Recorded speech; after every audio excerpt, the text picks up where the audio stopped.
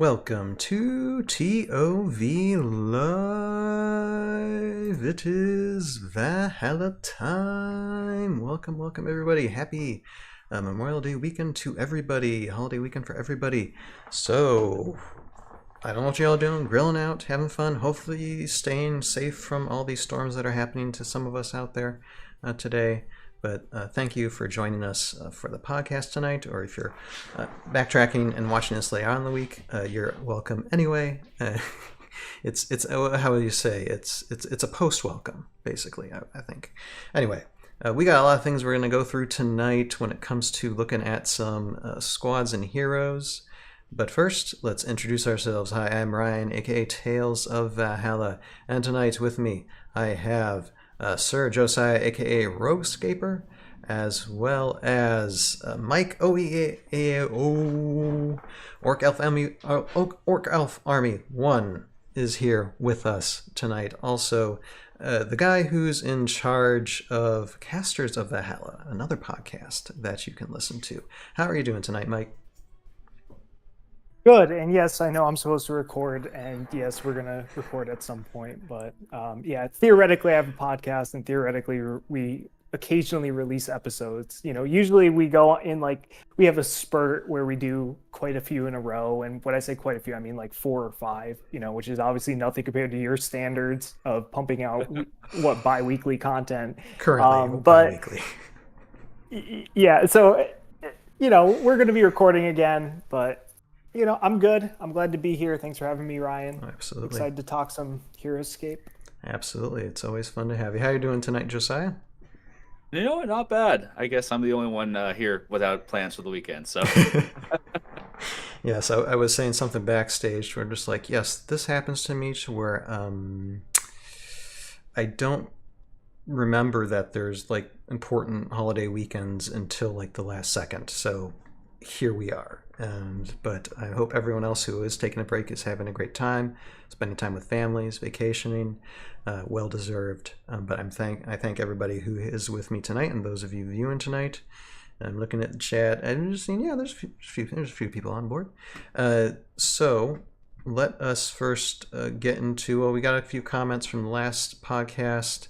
We're talking a little bit about Renegade, some Renegade scheduling briefly. And then we're going to get into some squads and heroes, starting first with Cyprian Essenwine, which is, I know, a fave among the community. And so it's good that we're going to start breaking that hero down. Not breaking it down mentally. We're just break down the stats. That's words and mouth. Okay, I need to stop talking, and maybe this podcast will be better. Anyway. How about we get into some comments first, because that's what Joe wrote on the list. Bless his heart. Yes. That's what... Oh, no. No, that's not it first. And there's Hexala. Hello, Adam. How are you doing tonight? It says, hello, all. Looking forward to the cast. All right. First thing I'm going to do is we're going to talk a little bit about Renegade. And the first thing I'm going to say about that... just to get it out of the way, I remember it. Here, I'm going to pop this up. You guys aren't going to be able to see this because I'm not putting it in the view chat thing. But for those of you who don't know, Renegade Con, Friday, June 14th, and at 1 p.m. Pacific Standard, so that will be 4 p.m. Eastern. Heroscape reveals Wave 2 and Gen Con. So they'll be talking about Gen Con. They'll be revealing Heroscape. So this doesn't matter. This is just a few weeks away, basically. And so what the ToV Live, or what we're going to be doing on the Tales of Hell YouTube channel, is we're going to have a ToV React stream when Renegade Con is going on. So we'll be streaming that day. We'll get started around 3 p.m. Eastern time. And then we'll just be goofing off and having our predictions, and then be viewing the stream and saying whatever comment we can while Renegade is streaming, and then have just some thoughts afterward. And then we'll have a podcast later on that Sunday as well, giving a breakdown of our thoughts of what they release or what they talk about on that Friday stream. So mark your calendars. We will be there, and we're going to have some fun during that weekend time. Should be a good time. And then I think, oh yeah, and then the next thing, and this I will bring up in our chat here. Hold on a second. Okay, and Adam says Rowan's here too. Okay, all right. Hello to the both of y'all. Hexala, wonderful YouTube channel. Check them out. Check them out if you haven't. They need to grow their subscribership, so check them out. They are I think the cutest Heroscape couple, and they got some really fun videos. So definitely check them out. But there was an announcement. I think this was like last week or the week before. It was something about Gen Con and their tournaments, and I think their tournaments are turning out to be better than I think what people initially thought, which is a good thing, because we were kind of figuring, okay, how do you manage this?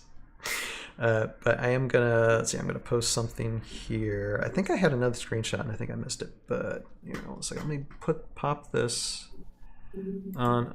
Okay, I'm gonna share the screen and I'm gonna have to do some things. Okay. I usually say talk amongst yourselves, but think amongst yourselves a second while I find the right window here to grab this. Where are you? You need hold music, Ryan. That's just some lobby, jazz. Oh, wait a second. Okay, I need to press this button to get that button. That is... I know exactly what music you're talking about, too. I can hear it in my head right now.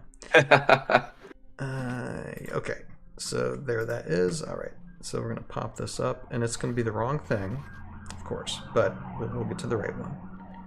As an emergency vehicle goes by my house. All right, here we are.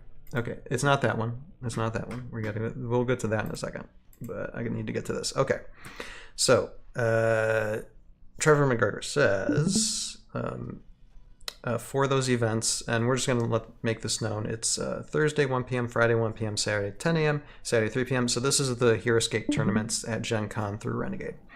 Thursday is 500 point, Battle for All Time, all figures except Marvel for sure, and maybe D&D. Now, and this is the important thing, this is what they announced, I think, in the last week or so, that D&D Heroscape is included.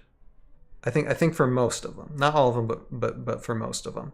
So that's really good news, because if you want your Death Chasers of Thesk, you can bring them now and just totally wipe the floor with everybody. So that's D&D Escape has a lot of great unique units too. So yeah, absolutely.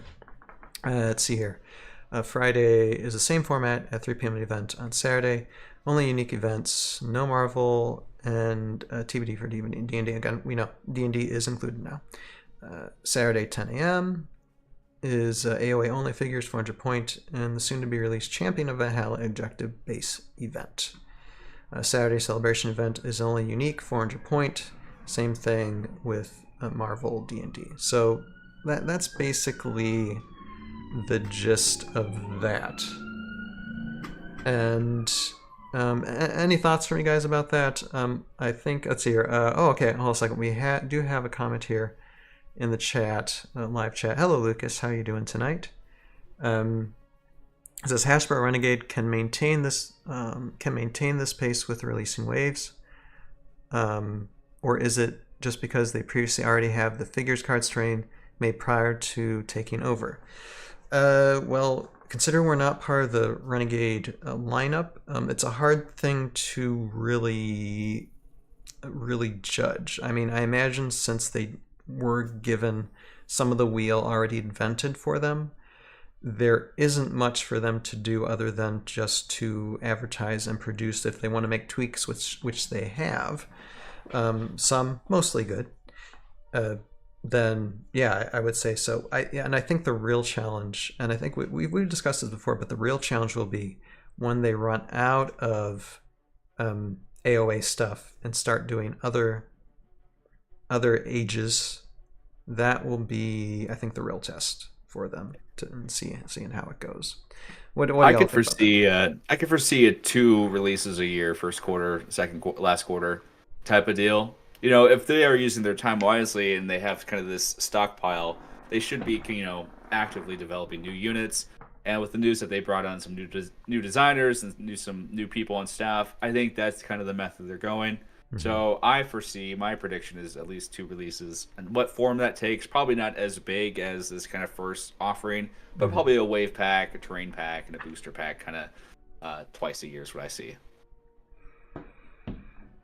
Yeah, I think the current, if they're coming out in at the beginning of August, they're coming out in what, a, approximately November, so that's 4 months later, 3 months later.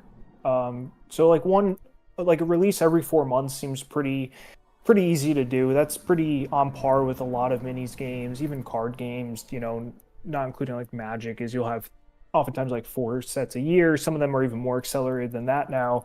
But so I think it's absolutely feasible.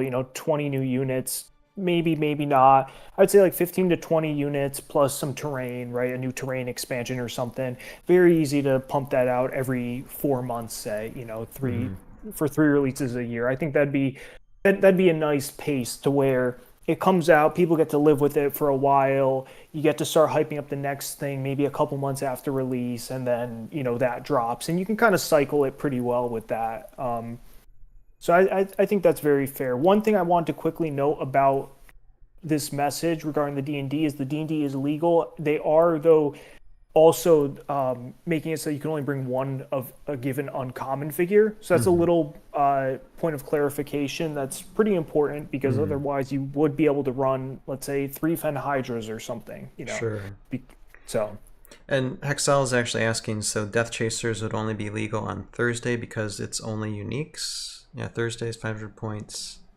Yeah, because only Yep. unique events, is that what that means? Yeah. Yeah.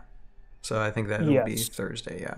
Yeah, and then Saturday is AOA only figures, and it's 400 point. So it's a very limited number of miniatures. Well, it depends on whether or not you could use Wave 2 proxies, whatever the Wave 2 proxies are. That's a question that might be asked as well come later on in June. I don't know, but I'm gonna it bet the sounds answer is no, is No. that it's going probably. to be no proxies. Yeah. They've been pretty. That's the one thing they've been pretty adamant on. Okay. No 3D prints. No, you have to actually have the Ah, official card I for see. existing units. So it's at least in the Renegade space. I'm sure there's a lot of legal reasons why they I get can't that. kind of fully endorse that stuff. But if you're going to Gen Con, which unfortunately I'm not, but maybe next year, make sure you have legitimate units. If you don't have Hmm. them, try to reach out to people going to the community. Is what I would recommend. For sure. I mean, that's Yeah, kind the of like the, a, the but really the really problematic part about that is the official cards, because I've bought a Mhm. lot of lots, I've sold lots, I've sold figures, and I know a lot of other people's have, and I think it's an example, one of many, where they've ported something over without thinking through how it actually will apply in this given situation, right? They say, oh, this is how it's done in minis games generally, right? This is how it's done in X-Wing. This is how it's done in all these other games where mhm. you need the official product, which, to be fair, makes sense. But you have to look at the situation here, which is that this game's been out of print for 14 years. Mhm. A lot of the cards are up to 20 years old. A lot Mhm. of people don't have them anymore because of buying and reselling. Stuff gets lost, stuff gets thrown out. It was made for children, which means a lot of stuff just isn't kept in the best condition. And I think it's really short-sighted to not allow, like, at least printed out cards as well. The fact that you need to have the official, I mean, that's something they absolutely need to walk back, in my opinion. Mhm. Granted, if people, granted, you can get access to the cards, but you might have to, like, you're gonna have to try to borrow from somebody, or you're gonna have to potentially, buy an extra copy of something just so you can get an official card, or else it's not legal. It's just, is Mhm. to me, it's just very bizarre. We've and I'm somebody that, and I know other people have it, that have just given away cards and stuff to people. Sure. We never thought that there'd be some like aftermarket now. And it's like, maybe there will be an aftermarket for cards, where it's like, Who knows? because I can't use this figure in an official event otherwise. So I'm pretty disappointed in that. You know, uh, Again, I think it's just looking at a different game and porting those rules over without thinking it through as to what are the practical implications here. So Mhm. the 3D print thing totally makes sense. I was not expecting for them to allow that at official events. I don't think that was. I think some people were expecting that. I don't think that was ever realistic Mhm. because of the legal issues with allowing 3D print. So I totally get that one. For sure. For sure. And let's see here. Yeah, Justin. Hey there, Justin. Chat saying I'd be happy with the spring and fall release. Yeah, I think as long as they're consistent with it and everything, keeps well, to to the source material, to the originalities of the game itself. Not exact replica, but as long as they stick to that, I think this is one like little itty bitty facet of pop culture that can still keep on going and allow nerds to nerd out how they want to. We're and so many other wavelengths of pop culture out there. It's just a lot of people feel like they're under attack, when it comes to loving some of the things they love. So, but with that, yeah, I look forward to Gen Con, even though I'm not going to be participating in these events. I still probably will kind of sort of be at Gen Con. I'll know more about that in the future. But yeah, I'm looking forward to hopefully check out the Renegade booth and see what they have there. So with that, quick question. Yeah, go ahead. What's this is kind of like a unique meta that we're kind of slowly transitioning into. What's one of the best unique? What do you think is going to be like? We're going to see a lot of at this event or kind of similar style events. So the community's run lots of unique only events before. That was sort of a mainstay of Gen Con back when the community ran it. And you see Raylan, you see Mara Warriors, you see Krav, right? Just like the best uniques. You see Q9. You also see some figures that just are good into a Q9. For example, Krug gets a lot better in uniques only because one-on-one he can duke it out with any hero. Yes. Figure like Hydra, can kill heroes. Other figures, lose value. Something like a Braxis isn't really going to see play there, probably. She's just a little too fragile for that meta. I would say like Frost Giant's good in that meta. I would also say a sleeper pick that nobody was running for a while would be like Master of the Hunt. He's very good at assassinating other heroes. I think the community has just started really experimenting with him. It was a product of the old ratings where the old rankings were pretty good, but they weren't perfect. I don't think they were, they were just pretty outdated. And I think a lot of the discourse around, for example, Master of the Hunt was on the timing of Javelin. Javelin's an ability that lets him get extra range, but you have to, it's only on a D20 roll and you roll it after your move. So whenever Master of the Hunt was mentioned any time, it would invariably be brought up that Javelin has bad timing. And that's true, but that meant that everybody focused on the bad aspect of that figure without considering the good. So I think he actually has some merit in that format, although he's not great into Krav, not great into Mara Warriors. There aren't a ton of other great uniques, I would say. Like a Nilfheim can put in some work against those squads and can kill a Q9. I would say Frost Claws are actually good in that format. I think they're the AOA unit that has the most potential in a uniques only because they're beefy as heck. They've got 4 defense and 2 life, which is great because that means they don't just die to like Krav or Maro shots. They can potentially get there. They've got the run to help them get there. They don't hit great right away, but once they're there, they do hit well. And I would say like them plus Finn, is a pretty nice, or them plus even Eldgrim's not terrible. He can chase down a Krav, for example, with his 10 move overextend. Maybe Alistair sees play. I mean, I think there are some options. I would say for the most part, you're going to be seeing the classic figures, but I also don't have like a ton of experience with some of these AOA units. So I don't know, maybe some of the pirates can do well. Yeah, we'll have to see. I have no experience with them though.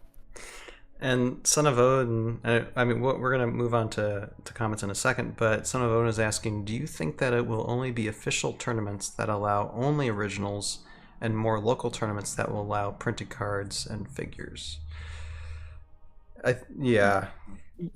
Community run events are going to continue, and they're going to continue to allow 3D prints. They're going to continue to allow cards. We as ScapeCon prizes, we make these really cool alternate art cards that are, very nice. They're a different template. They feature condensed text to allow for more room for the picture, and they actually feature real world pictures where one of our guys goes out on his farm and where he works, where he's got all these different I don't want to say backgrounds. terrain elements, but basically terrain elements, right? And so we've got the Mara warriors where he took a picture of them like in a river, sort of. He actually has them submerged like that. We've got dwarves and they're in the cave, and he does a great job with them. All that team that makes them. So of course we allow them, and I would expect that any community run event isn't going to follow the stricter rules of Renegade. 3D prints are just such a godsend to make the game more accessible for people, and community events I do not think should be trying to limit the number of people attending, right? The point of a community event is to try to allow people to attend. So yeah, I would expect to be able to, I mean, obviously you can check with your local tournament organizer. They're the one that has the final say, but I would, to them, I would strongly encourage that you continue to allow people to use these things. Absolutely. And let's see here, TeamSki in this chat is saying the issue would be to verify the stats on those cards. People can slip in another die or two. I'm not sure. I'm half understanding that comment, TeamSki, but I think it's thank you. I think it's concern about like cheating, like you change Nilfheim's attack to 7, Right. But the thing is, and that's the thing. yeah. That's probably why they want OG cards. With it. Yeah, that makes sense. That's fair with a newer community. That's that maybe doesn't know all the cards and such, but you could even just make it so the judge has to verify or something. For sure. No, it's a good point, TeamSki. All right, now let us move on. Just a couple comments from the last podcast, which we were doing map making with Sharig. That was a lot of fun. First comment I have is from Jonah Jello again. Says, thanks for the Rev Dyer info. And I think that was Jeremy who mentioned that. Yes, I should have been more clear. The fanzine was titled Heroscape or HS Codex. And Gorillanator passed away in 2011. He was a tremendous player and even a better buddy. You all are awesome scapers. Thanks, guys. Yeah, no, thank you, Jonah Joe, for that comment last time. And we did even like a little video on it because I think giving some type of homage and honor to some people who are not with us today who loved the game, who helped the game development in some way. I think it's good to memorialize them a little bit within the confines of the game itself. So yeah, absolutely. I miss the HS Codex too. That's I'm hoping that sees a revival someday. yeah. Actually, was if that's they did articles on things, right? I think. Yeah, they had really in depth. They interviewed actually stories. Tales of a they interviewed me a long time ago when I was just getting started with the stop motion animations and in season 2. There was an interview with that was it was very cool. All right, now let's see our last comment. This just popped up today, so I've added in G Busy. Says, I unfortunately missed the last few ToV podcasts, but once I saw Sharig was on, I had to watch. Mostly because, probably the most underrated map maker in the community right now. # Mars. Also, totally agree on Death Chasers. They're my favorite common squad as well. They bond with Mibok Saw and go incredibly well with Kuthnak. What's not to love? I've been slowly discovering this in the past month that yes, Death Chasers are pretty fun, especially when you get that 5 movement advantage just before you even do anything in the game. It's just that's just lovely. All right, and okay, so that is it for the comments. So I'm going to stop sharing. I'm not gonna share anymore. Ha. All right. Now, hold on. So let me get this here. Let me get to the see here. Justin's asking, did any of you submit designs for NGC's fan contest? If I would have time and ideas, I might have, but no, I haven't. But I know a lot of people have. And so that'll be interesting to see what NGC does. I know NGC is going to be releasing a wave sometime. End of June is the I think there's been updated dates, but look forward to And I know Josiah's part of that team a little bit. So yeah, I already have some of the minis of what they're going to be releasing. So I can't wait to get the official stuff on them and start doing some skirmishes with them as well. All right, now let me see. Was there anything else I needed to say on down the list? And I think we are good. I know we and if it looks like I'm buying for time, it's because I am, because actually we're kind of expecting Jeremy to show up, and I know he's our lore guy. And before we get into this next this first hero, I kind of want to give him as much time as possible to hop on. Let's say just 3 more minutes here. Let me go back in this chat and let's see if there's anything else interesting here. Yeah, Justin was saying about when it comes to tournaments, I think it's all going to depend on who's running the tournament. I went to my first tournament in March, and I think that was Wisconsin, Minnesota, in March, and the director had no problem with proxies. And I think that's overall, Mike, the overall perspective of most organizers for events, that they're gonna have too much issue with it, just as long as nothing. I know you got to keep close eye on it, that nobody does change it, but I think the overall goodwill of people is, they're not going to cheat. You don't want to be a douche, in this. Otherwise, you're not going to be part of the community for very long.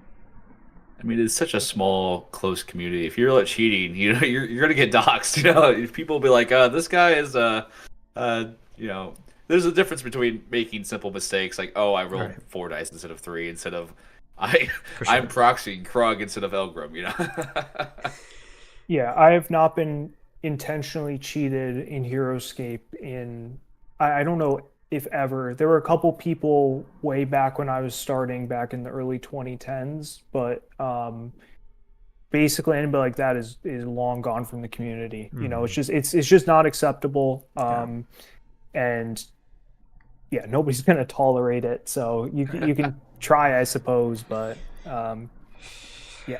Honesty, I think, is the best policy for that. Yeah, absolutely. Yeah. And Justin saying, and people make mistakes, and that's fine. Sure. It happens. We've all made them. Mm-hmm. Justin saying, take all the time you need. I'm off tomorrow. Yes, Justin, but I'm living in an area of Kentucky where more than likely we're going to have severe thunderstorms in about less than 2 hours.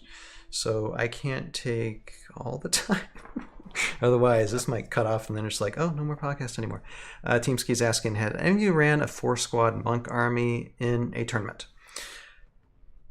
I can answer this, because not necessarily a tournament, but I love monks. I have a thing for the monks and Master Wu and some of the C3V monks, and it wasn't an EscapeCon tournament, but I did play them during EscapeCon. Me and Joe Crazy did do monks versus Maro Nids and Maro Hive, and I did end up winning that. Joe Crazy actually has a video on his YouTube channel on that.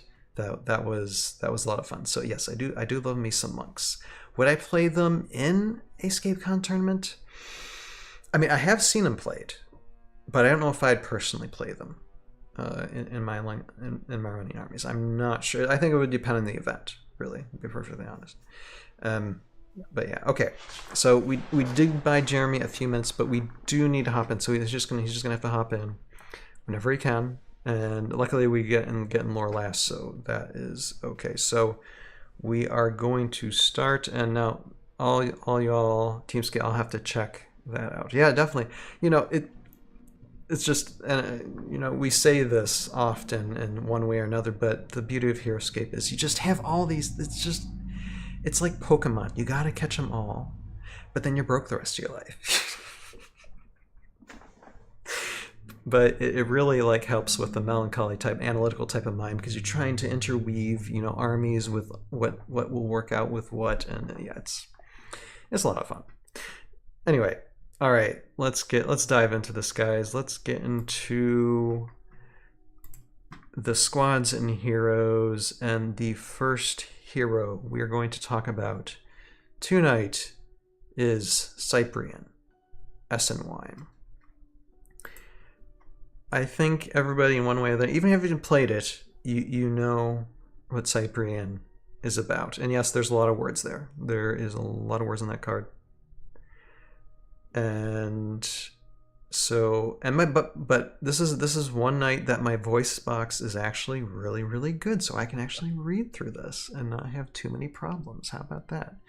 So let's get started with this. Okay, Cyprian Essenwine comes from Utgar, undead, unique hero, Lord, terrifying, medium 4, has 6 life, move at 8 spaces, range of 1, attack at 3, defense of 4, 150 points.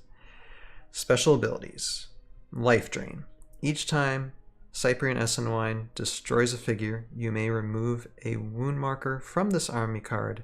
Cyprian Essenwine cannot life drain destructible objects. So that's nice. And then Chilling Touch. After moving and before attacking, Cyprian Essenwine may attempt a Chilling Touch. To do this, choose a figure adjacent to Cyprian Essenwine and roll the 20-sided die. If you roll a 1 and 12, nothing happens. 13 and 15, the chosen figure receives 1 wound. 16, 17, chosen figure receives 2 wounds. 18, 19, chosen figure receives 3 wounds. And a 20 or higher, the chosen figure receives, count 'em, 6 wounds. Cyprian Essenwine's Chilling Touch does not affect Soulborgs or destructible objects. And Cyprian Essenwine also has Stealth Flying, so you can just move them around, and yeah, interesting, very interesting miniature. Now about these stats, I know we got some people champing at the bit here, probably wanting to talk about it. So stats. Mike, what do you think about this this miniature?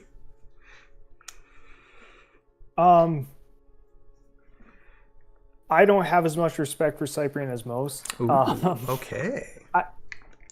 As a melee player, he's never really scared me. I think he's a lot better versus something like, he can just put armies like 4th Mass or 10th Regiment in awkward spots because he can just always like engage, 1 or 2 guys, and he's got 8 moves, so he can try to make weight and fires pretty awkward. He can deny them height, but like with melee, all my figures are going to be together, and wherever he lands, I'm going to get 5 attacks, and I'm going to kill him in 2 turns.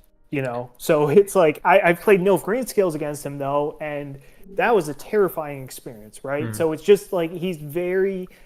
And then you've got other armies like the Soulborg armies where he just doesn't work. Chilling Touch doesn't work against Soulborg, so he can't Chill Touch versus Glad Blast. And Glad Blast is notoriously good at killing heroes anyways. And Cyberclaw shuts down Stealth Flying, so he's just useless in that matchup other than he can try to assassinate Raylan. He also can't Chill Touch Q9, right? Major Q9 or Major Q10. There's just quite a few good Soulborgs. So yeah, I don't know. I think he's good.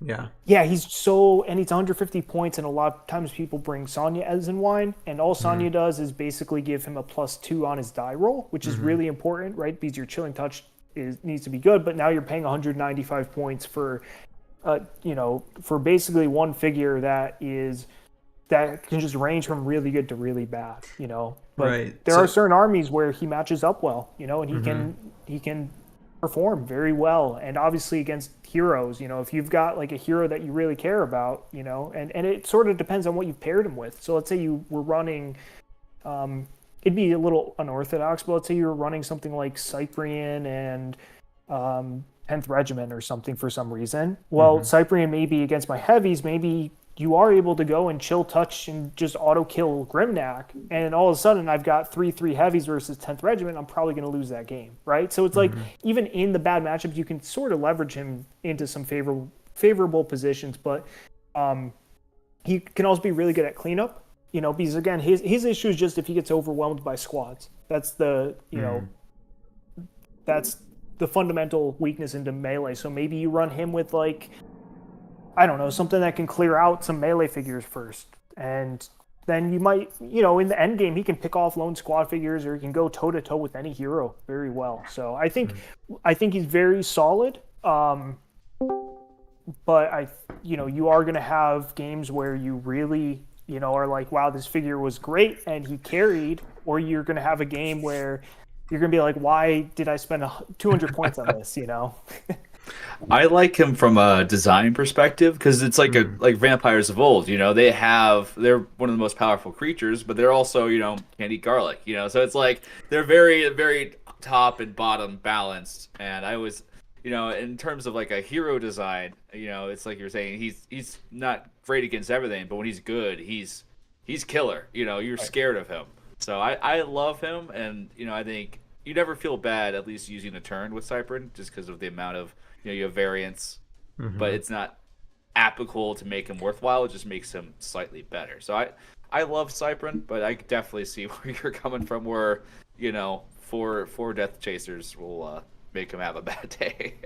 Right. And turning back to the uniques only, I actually think he's not great into Q9 there, for example, but if you're expecting to see a lot of Krav, Cypern is one of the best answers to Krav because he can just run up and quickly dispose of them, a lot better than a lot of other figures in the uniques only format, right? So if you're expecting Krav, if you're expecting Mara Warriors, if you think people are going to bring, I think even into Frost Claws maybe, he can probably kill one very quickly. And, maybe because they have such low move, maybe you can put him in such a spot where the others, maybe not all three can engage without running.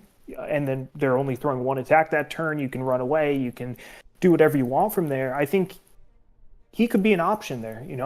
If I were going to Gen Con and if I were playing in that'd be probably one of the pieces I'd be trying out to see, like, hey, because again, into rats, if it's rats with anything that's not Q9 or Q10, he's fantastic, right? Because he flies over the screen with 8 move. So if it's like they're doing some, tier under build where they're running like rats and Krav or rats and like Savaris or, Skahen or any of those figures, Cypern is just going to basically solo their army effectively, right? Because he's going to take out their offensive piece, and then they're going to be left with a bunch of rats that don't do anything. So yeah, and I agree from a thematic standpoint, very very cool figure. They did a really good job with the vampires.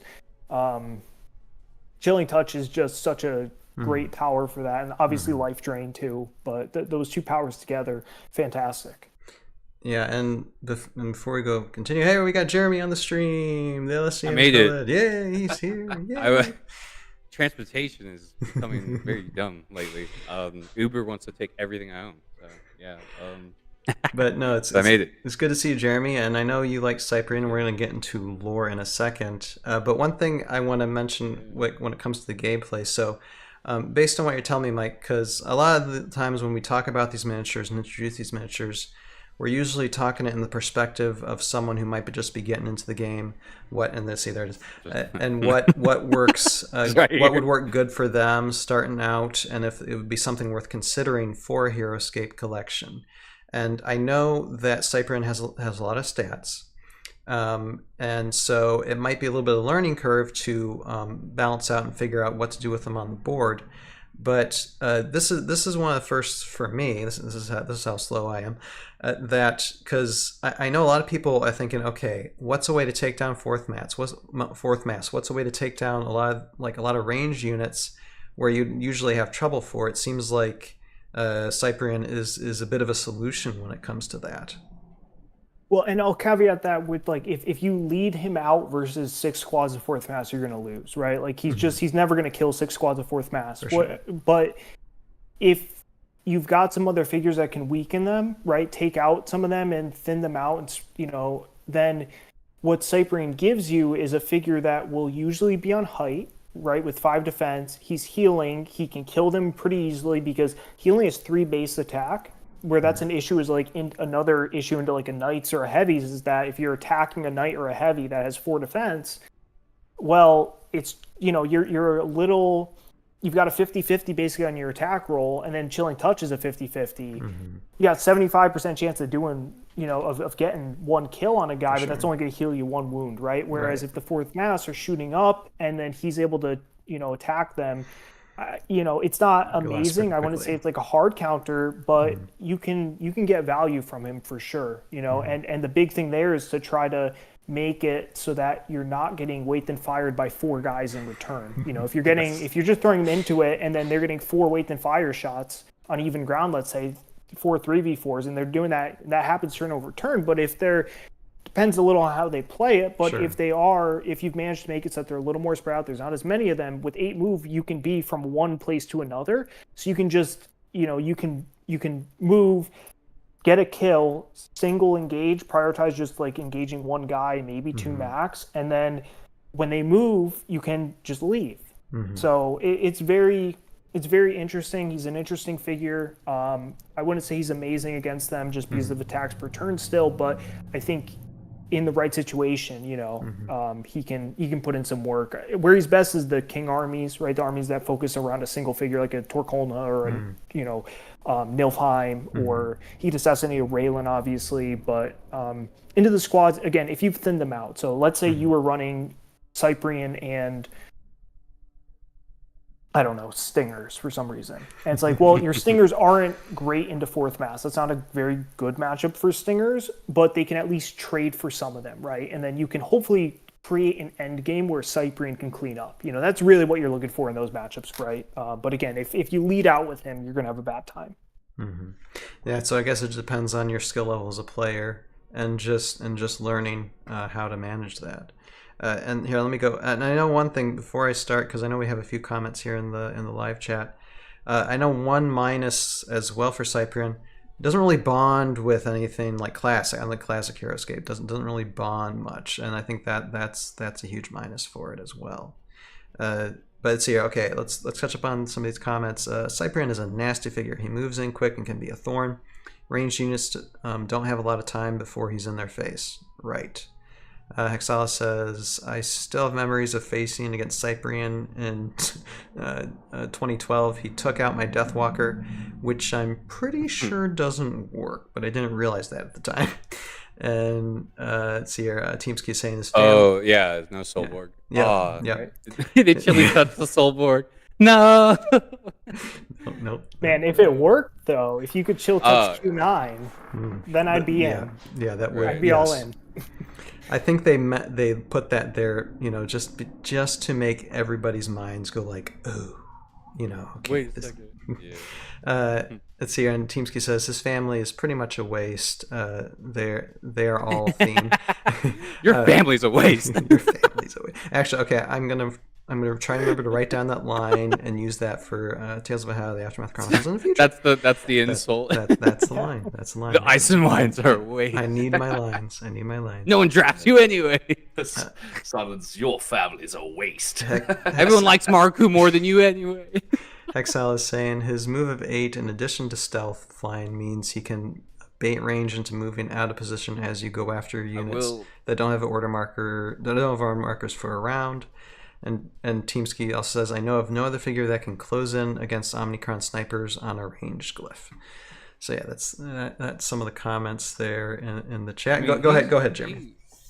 He's fat because ScapeCon 3, I can't remember off the top of my head what the matchup was, but the last couple of rounds of the game before swap was the opponent's Cyprian versus my Spartacus. And I had to chase him across the board. It was so exhausting. I would move Spartacus up, and then Cyprian would fly away. I'd move Spartacus that way, and then Cyprian would fly away. And this fight was so intense because I was like, am I going to win? And like Cyprian was doing this, like, he was like playing games with me. He would jump around, hit me, heal, jump around, hit me, And then Spartacus is taking all the hits, but he's like trooping, because, it's Spartacus. The guy is crazy. But, yeah, and I eventually killed Cyprian. But it took so many turns to do it. And I was just like, what? Oh, this is so bad. And I was just like, I'm glad it was the last match because it was like, I think at the point the opponent was just like, you're going to win anyway. But I was like, no, this is kind of fun anyway. Let's keep going. And then we just, chasing the vampire across the map. And I'm like, this is rough. He would not stay in one place. And I finally did I can't remember how, like he went down the valley and then I pulled someone in to just lock him in place. And I was like, no, stay. But that's the thing with stealth flying. All the limitations with engagement is no longer there. That's the biggest bonus, I think, for the vampire is just being able to get out when he needs to. And it's like, it works. I witnessed it in play. I was like, oh my gosh, like, stay put. What are you doing? Stop moving.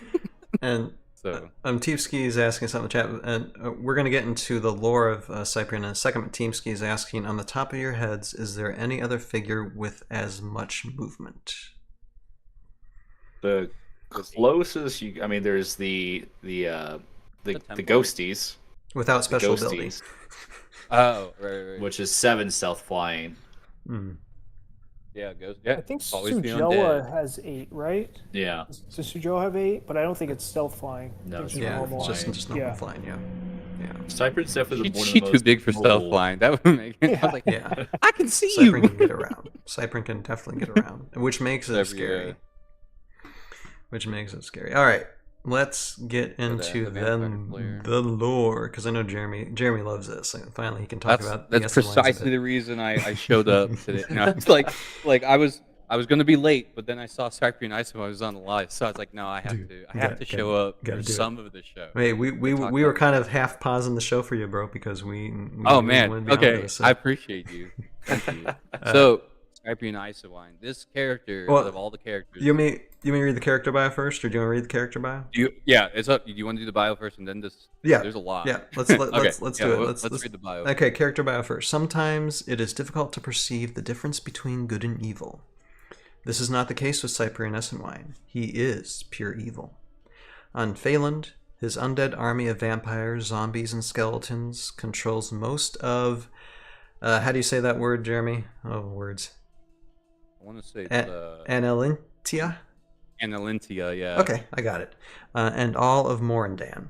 He favors his skeleton cavalry for their speed and resilience. Oh, by the way, Renegade, make a skeleton cavalry. We need this.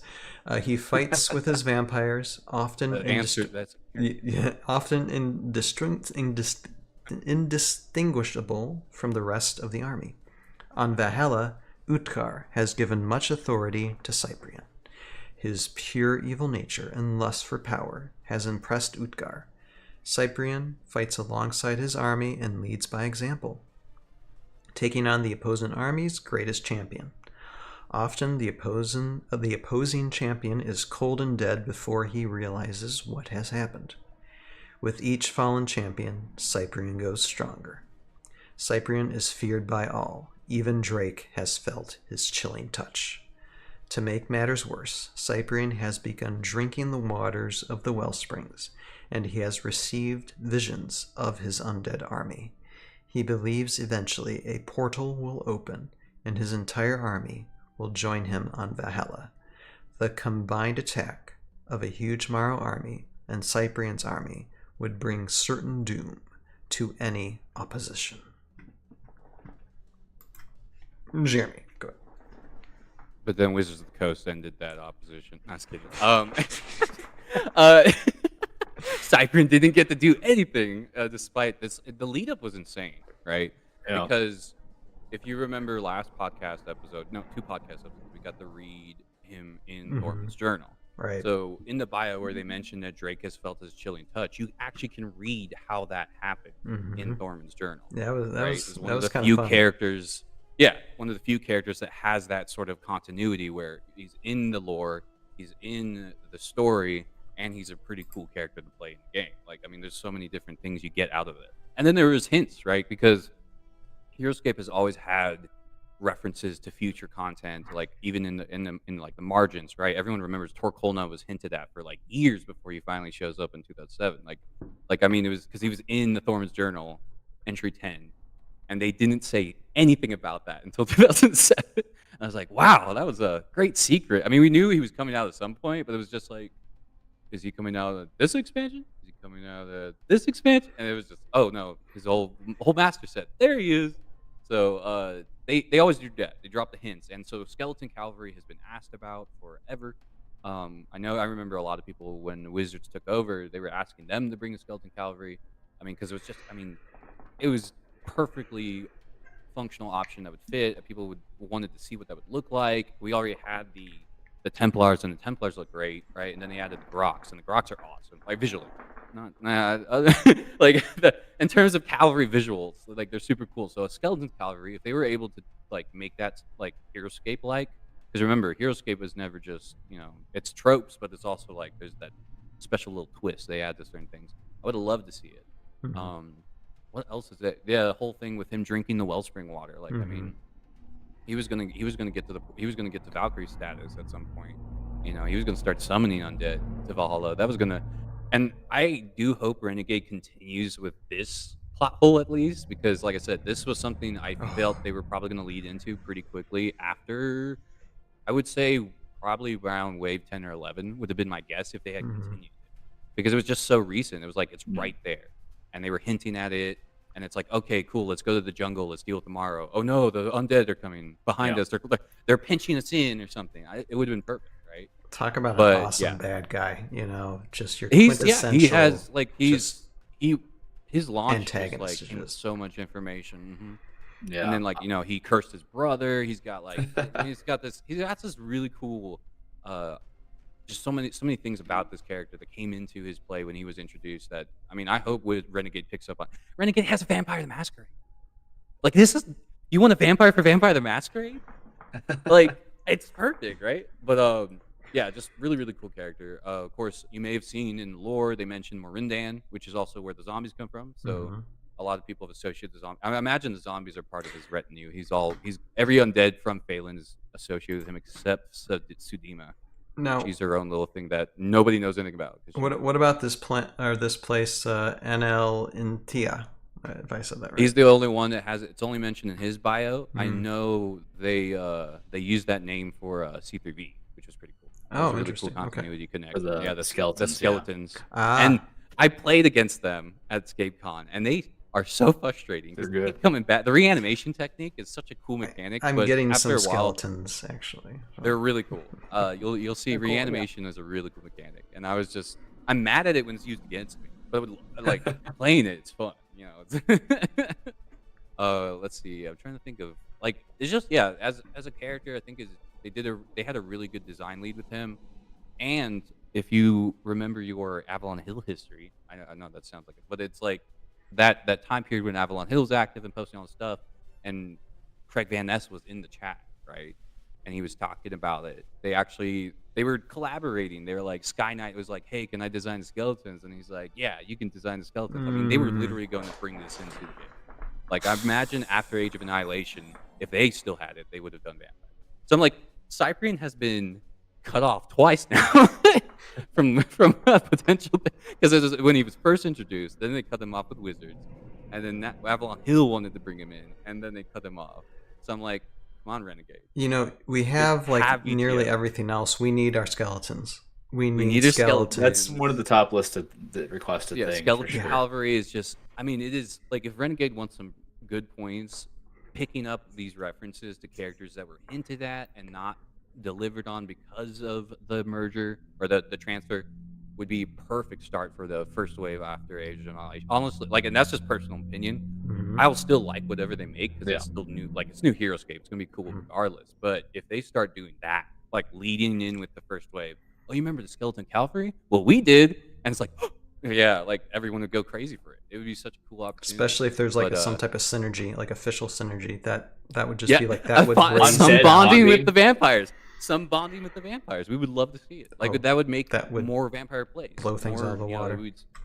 Yep. So, Renegade. Yeah, Giving you all these it's ideas. funny how we end a lot of these squads and heroes by saying Renegade. You got work to Hey, do. right? My This was what this is your homework.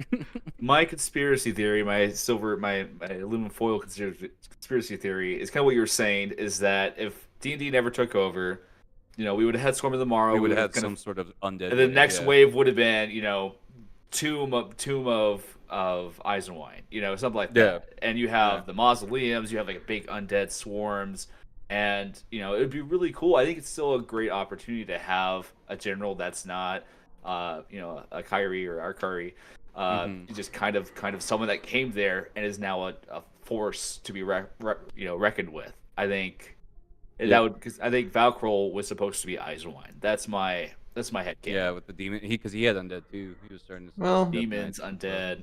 I mean, I'll just hint at this, Josiah, but you're kind of giving away season 4 a little bit, for my own personal my own spoiling. personal fan lore, kind of. It's like, wait a second, I need to rewrite my script now a little bit. That's so funny. Well, that's awesome though. Okay, Yeah. well, and I don't know if we're going to continue. I mean, there might be times where we might revisit Cyprian because there's a lot to talk about with him. But I think we've said pretty much. This is pretty much what needs to lore be said for the entry. moment. Yeah. He's one of the few characters that has a lore entry and Mhm. a direct Thorman's journal reference. But that's, like I said, that's where they cut it off. I imagine, from the narrative standpoint, I really think this was something they were going to lead with after the tomorrow, and they just never got the chance. So Mhm. it would be really cool to see that door open again in the future at some point. For sure. Yeah. And going to like future units and stuff, one of the things that I think is really cool that they're doing is more of like the 2.0s and 3.0s. And Yeah. Cyprian is one of the few that I don't think needs one. Like I Right. don't know how Mhm. you improve on it. Like Yeah. you could power creep him, right? And say like, oh, he gets, 2 extra attack dice and now he's 170 points or something, but from like a theme standpoint, I just don't know how you execute that better. Whereas like I feel like a lot of other heroes are just sort of like, sort of generic enough in their powers and stuff where it's like, oh, you can take it a little bit of a different direction with the new version. Mhm. Look at like a Q10, right? It's just like, oh, he's got a couple special attacks. Okay, that's not particularly evocative of anything other than he's good at shooting. So you can take that, you can spin it in a different direction, you can work with it. Even a figure like Grimnak, who I think is thematic with the chomp abilities, like you could easily have a Grimnak 2.0 where it has chomp, but the rider's a lot stronger now. Maybe he's got a bow, maybe he gets a special attack as well or something. Just a lot of different directions you could go in with that sort of figure. And again, Cyprian's one of the few that it's just like, I genuinely don't know how you improve it. I Just think maybe from a thematic reprint it. standpoint. Do Yeah, a sure. reprint. maybe. Make the new mold. Stack card. Now, Marsu 2.0, uncursed Marsu, that's what I'm hoping for. Oh, that would be interesting. Yeah. Yeah. He finds the cure with a new general or something like that. Yeah, That becomes a would be Revna interesting. ally, The That would be interesting. the vampire that joined the good guys or something like that. That'd be cool. That would be. All right. Well, I will end this by saying again, for your everyone's consideration, Cyprian Essenwine and Hexala actually kind of sign us off on this one, where it says Cyprian gets around. Well, maybe before he was married. And so with that, this is for anybody watching. Consider Cyprian Essenwine and all these comments. Just consider it for your Heroscape collection. All right, now before we move on to the next one, I'm gonna give myself a minute. Okay, brain, calm down. And we're let's see, we're just gonna do a quick pause here. Him bonding with Marcy would be fun, or the other way around, says Hexal. Yeah, and I think people agree with the skeletons and Renegade needing to fill the gaps for sure. There's so much to talk about when it comes to that miniature and the just the huge potential. I hope Renegade, they're probably not listening to this, but I hope they take advantage of that, because I think you'll pull in a lot more of the community with that if you start adding skeleton armies. Just like, okay, undead are coming. Let's just bring hell to Valhalla when it comes to this, because that's kind of what we got. All right, now let's move on to the next hero, which is Darak Ambershard. And okay, I'm gonna give my voice a break. Jeremy, do you want to read this one? Would you be able to? So Bring it up. Oh, I see what you. Mhm. So here's the funny thing, of course, with the references in the D&D sets, right? They didn't really have any like official bios, so we only have like, was it they're mentioned in the books? I think they that particular portion is either from the back of the box. I think. Do you want to read the stat card first, though? Or you want to Oh read that out? yeah. Yeah. Pulling it up real quick. I'm Appreciate pulling the that. page up real quick. Because I showed up real late. I was just like, hey, I'm just gonna jump in the chat. Here it is. There you are. Okay. So we're reading the stats. Go ahead and go through the stat card if you can, and the special abilities. It's another like huge read when it comes to the stat abilities for this card. Yep. I gotcha. So he was summoned by Aquila. and he has the dwarf, unique hero, rogue, tricky, 4 life, move of 5, range of 1, attack of 4, which actually really hurts sometimes. I will say that. Mm. I've misjudged Derek. I'm like, oh hey, he's just chilling there. I don't have to worry about him. And then my opponent activates him and then hits me with that 4, and it does a lot of damage. I'm like, I'm just mouth drop. Like, wait, crap. Dude's got So a that's a good sword one. like Sting. You know? Good stat. Good stat there. And then defensive 2. So he can hit, but taking hits not much. But we got sneak attack 2. If Derek Amishard is attacking an opponent's figure that's adjacent to at least one other figure you control, add 2 dice to Derek Amishard's attack, which is insane because then that just brings up to 6. Mm-hmm. And all you have to do is position well and oof. Oh. I'm just like thinking stats. I was like, wait, can't you do that with the axe grinders? Like activate their movement and then, oh man, Makes that's it really that's fun. crazy. Mm-hmm. I didn't even think about that. Yeah, I don't have axe grinders, so I never get to really think about how they Mhm. play well. One day I'll get the axe grinder. With the disarm traps, he also has when you roll a 20-sided die for a treasure glyph trap with Derek Ambershard, you may add 4 to your die roll. That move is unique to Dungeons and Dragons scenarios because if you're playing the Dungeons and Dragons scenarios, they include rules for traps on the treasure glyphs. Mm. So that power is interesting because it's in the sense of like that plays for the campaign alone, or like the scenario plays and stuff. So it's probably better in that kind of thing if you're doing dungeon style play. Mm-hmm. And then they have Hide in Darkness, which is the shadow abilities. If Derek Ambershard attacked with a normal attack and at least one skull is roll the 20-sided die. If Derek Ambershard is on a dungeon space, add 3 to your die roll. If he is on a shadow space, add 6 to your die roll. If you roll a 1 through 15, roll defense die normally. If you roll a 16 or higher, ignore all damage that would be inflicted by the attack.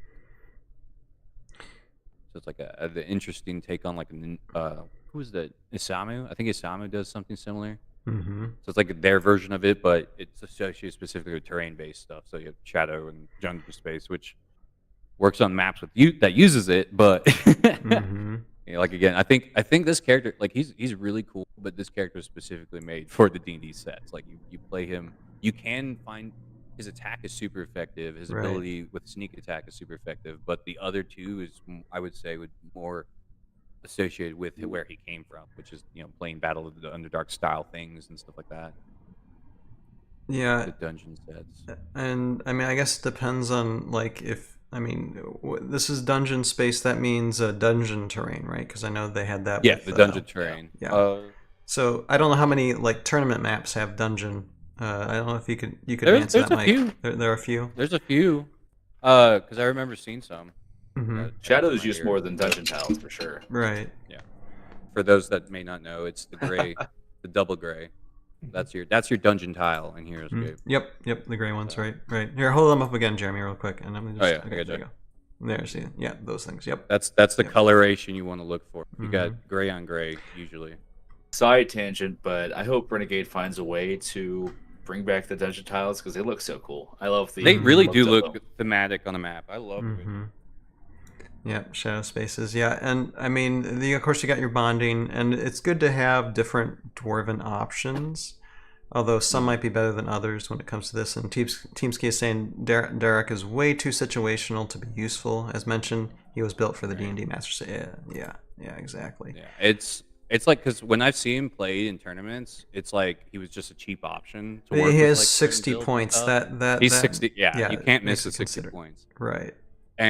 And that sneak, I'm telling you, that sneak attack. If you don't plan on it, if you just pretend that it's not going to actually hurt you, like you're like, oh, I don't have to worry about it.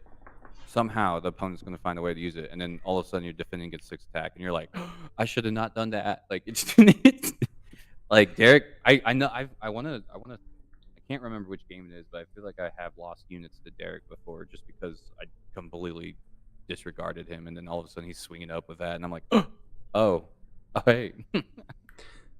So. All right, Mike, what do you think? But yeah, when it comes to He is possibly the best dwarf hero.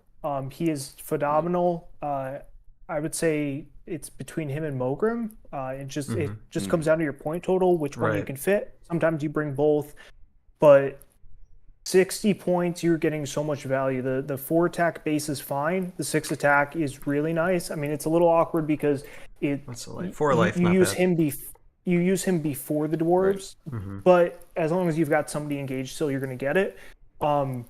Side note, there are a lot of other formats like Reverse the Whip where you can pair him with different stuff to get value. So like I've ran him with 1 squad of dwarves, and then you've got other things that are already engaged, and he comes in and swings with 6 dice because it doesn't have to be a dwarf that they're engaged with.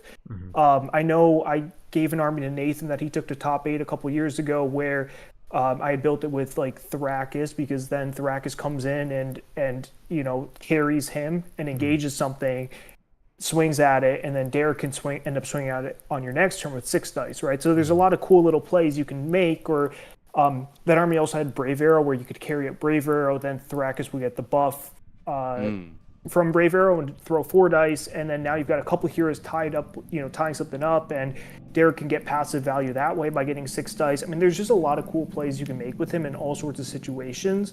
The trap ability is fine. There are tournaments, and there used to be especially tournaments that did run treasure glyphs and had traps. Oftentimes the trap would just be like 1 unblockable attack die, so it wasn't a huge deal, but really failing the trap roll just meant that you didn't get the glyph, which was the bigger, you know, consideration there. So like, yeah, you're only going to fail it 1 out of 20 times now. So it's useful in those situations, but it's pretty niche. Hide in Darkness is really good, in my opinion, because it's still a 16 or higher to ignore all wounds. You got a 25% chance. That's fair, yeah. All you're trying to do is make it so that people are less likely to attack him. You're not going to throw him in the center of the fray, but like, he's just annoying to kill because, you know, he's got 4 life, which is fine. He's got 2 defense, which is obviously kind of poor, but if he hits it once even, they're wasting at least an extra attack, right? So they're going to end up wasting like 3 or 4 attacks trying to clear him. And those are all attacks that aren't going into your dwarves, which only have 3 defense, right? So that's really the point of Hide in Darkness, is to make it so that any normal attack has the chance of just doing nothing against him, so your opponents are more likely to ignore him, right? Is that it's more of a it disincentivizes them from attacking him, and that's all you're trying to do, is make it annoying for them, so that way he can keep hitting stuff with 6 dice. So And it works. It got me. It works. It does. And I would say definitely blew him off and 25, killed me. probably 25% to maybe 33%. So like probably 1 in 4 to 1 in 3 tournament maps use Dungeon and Shadow. The Dungeon set gets used a lot. So I would say, like, you know, in a 4-round event, you're probably going to play on 1, maybe 2 Dungeon maps. And there, Hide in Darkness, I mean, if he's on Dungeon Space 13 plus, that's 40%. That's really high. Anybody that's played against Arkmer's Engagement Strike versus the Nikita's Engagement Strike, which is the difference between 40 and 30%, knows that difference is massive. You know, 10% doesn't seem that much, but some games you're just gonna, and if he's on Shadow, that's 10 or higher. That's a 55% chance of just ignoring all damage. You know, that's for a 60-point figure. That's also hitting you for 6 dice. You know, that's just, yeah. You can attack as much as Sergeant Drake, or, you know, those specialized heavy hitters quite easily. Yeah, I've messed around in Reverse Whip with like him and Tandros, and I know that's straight from that box, right? Is they were both in that master set box because in part they work well together, because Tandros has combat challenge where they have to target Tandros, and then Derek's hitting them with 6 dice. So there's just a lot of cool things you can do with him, and for 60 points you can fit him in a lot of places. So yeah, he's really good. It'll be interesting to see where Durham fits, and that's going to be the big question moving forward, is for like competitive dwarf armies, because you've got 3 really strong options now in Mogrim, Durham, and Derek. You know, and it's not like Miggle's bad, but he just kind of pales in comparison to those 3. So, The OG dwarf is that? yeah, That's the OG dwarf pales in comparison to the other company's versions, because you get the Wizards ones, and then you get the ones from Avalon Hill, or the one from Avalon Hill. It's like, whoa. We do have a dwarf for every company. That's funny. Yeah, we actually do. Like, I mean, that's really funny. We actually do. and Miggle's good. You know, I'm not saying he's bad. That's the thing. We call it the It's Scotty just between all the options. Yeah, we call it the Scottie Pippen syndrome, where he's just like, he just gets overshadowed. You know, he's like, their best bonding option or their worst bonding option is better than some squads' best. You know, you look at like Ormond, their best option is Mittens. You know, it's like I'd way rather have Miggle than Mittens. And Let me catch up on some of the chat here. It's here. Derek's hobbies, interest in life moments. Hi, Derek. How you doing tonight? Says, I like Derek because his name. That's it. Okay. And Justin says, I had a drow chain fighter in my tournament army and got so excited when I got assigned to a dungeon shadow map. Yeah, it's kind of fun when you can interwoven those D&D elements to your tournament. And Teamski says, I would rather have a squad than Derek. I mean, and it's important. I mean, especially when it comes to the dwarf squads, you got to have enough in order to make an effective army for sure. You got to have enough squads, or else no hero is going to make a difference. Yeah. And let's see here, with 2 defense, he is dead in 2 to 3 turns. And Teamski also says, call me a Squadscape fan. That's okay, Teamski. We appreciate the comments. Zelria calls for you. Oh, yeah. Ooh, yeah.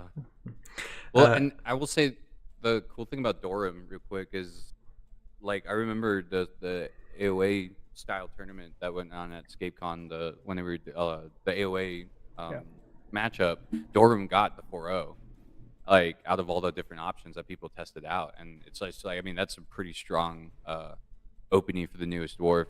You know, being able to win something like that in your first game ever. So it's like, hey, I don't think he's not. Is he coming out in the new set or? Mm-hmm.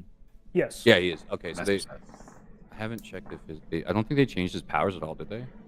They did not. Nope. Okay, because I know they changed some things, but not everything. One time I was playing with Derek, just like a casual home match, and he survived like 13 attacks in a row. Like he was being frenzied by some Vipers. My sister was hot on the D20, and they kept on. He was like, I had like 3 figures left, and they just kept on targeting him. And he just kept on. He was on a shadow tile, and he just kept on holding him off. You know, so it was like pretty.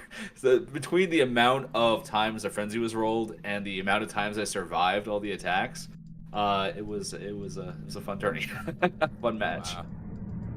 Well, think of like some of it comes down to point totals too. You know, so like 410 points, would you rather have 4 dwarves, Mogrim and Isamu, or would you rather have 4 dwarves, Dorum and Isamu and Marku, or would you rather have like 5 dwarves and Derek? And I mean, I don't know the answer. Like I'd probably lean 5 dwarves Derek there just because I'm getting more guys and I'm still getting a decent bonder. But Dorum, Jeremy's absolutely right. Dorum performed well at ScapeCon. A couple people brought him. I don't remember if Ken also. I don't remember if Ken went 3-1 or 2-2. He went 4 dwarves, Dorum and Savaris. Night of Light did Derek over Savaris, you know, and even that's an interesting question because you're leaving a lot of points on the table, but Derek's still Derek, you know, he's still very, very good. So, Dorum's going to be really interesting to see how good he is. Because obviously he's good, but again, it's just like, I think it's just going to come down to point totals with the 3 of them, you know, because I think Dorum is 100, right? So, I think there are going to be some times where you end up taking him over Mogrim just because of points. And then I think ideally you want to end up probably just bringing both him and Mogrim and Dorum, that is. And I think Derek might fall a little by the wayside when that happens, but there's still going to be point totals. You know, I mean, so much of Heroscape comes down to point totals, right? Sure. It's like, I can't fit this, you know, so I'm going to build it this other way to fit it. So. And for people just getting like into the game and are considering some of these, I mean, obviously, like axe grinders, they are financially very expensive armies to start with. I mean, unless you're really into dwarves, because they are worth it. I mean, they are worth getting. They are worth learning and having fun with it. So yeah, I mean, when it comes to that, I think when it comes to getting like a miniature and card for Derek.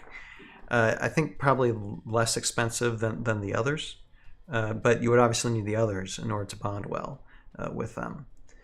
Dwarves are only about $10 a squad. They're not that bad. They're only about $10 a squad on a certain site called Trexy 3D. Oh yeah, Trexy. Well, yeah, with the 3D prints. Yeah, 3D prints. Yeah, are definitely the way. I need to definitely grinder. Otherwise, if you're getting like original axe grinders.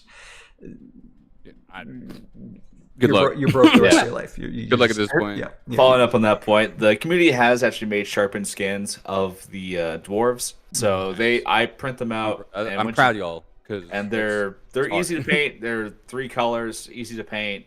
And honestly, I've almost shipped my dwarves out a couple times because I mistook them for the prince. So it's probably the easiest thing Nice. to start painting if you just want to have just something So skin so tone here's a good option armor. here when it comes to getting like these what used to be expensive miniatures. Find a good printer, find a good painter, or print them and paint them yourselves, and get a copy of a card, and boom, for maybe not for like renegade tournaments like we were discussing earlier, but definitely for your community type tournaments, you should be good to go. Now, Jeremy, would you discuss the little bit of lore that we have on them? I know I'll read the character bio here Oh if you yeah, want me to.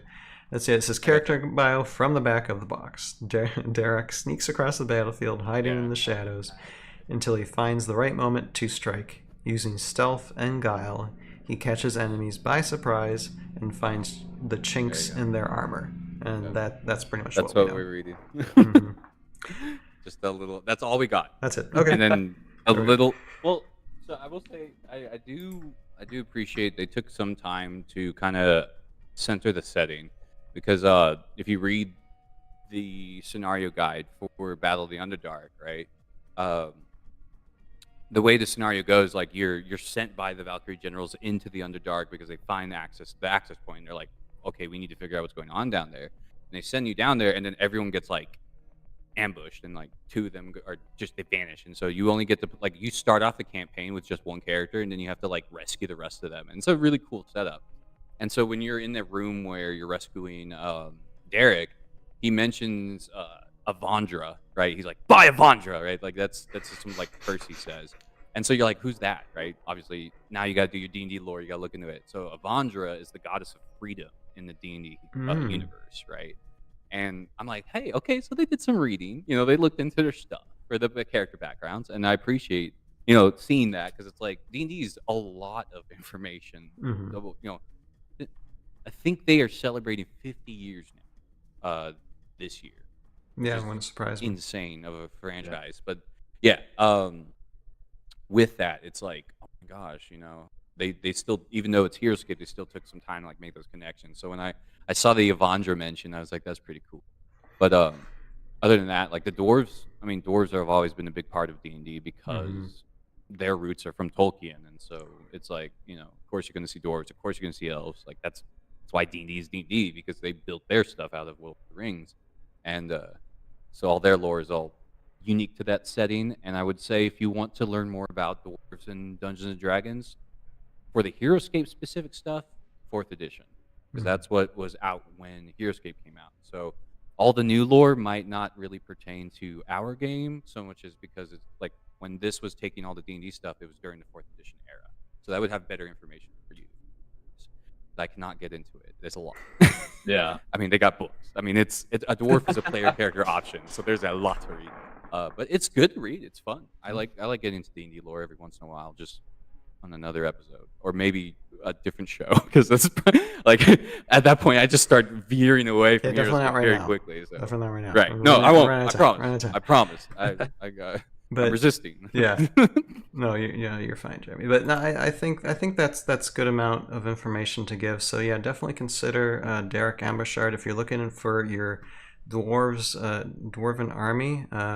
These dwarves definitely have something to prove. I feel what it is what about their attitude is little guys with something to prove. For your consideration for your Heroscape collection. All right, now.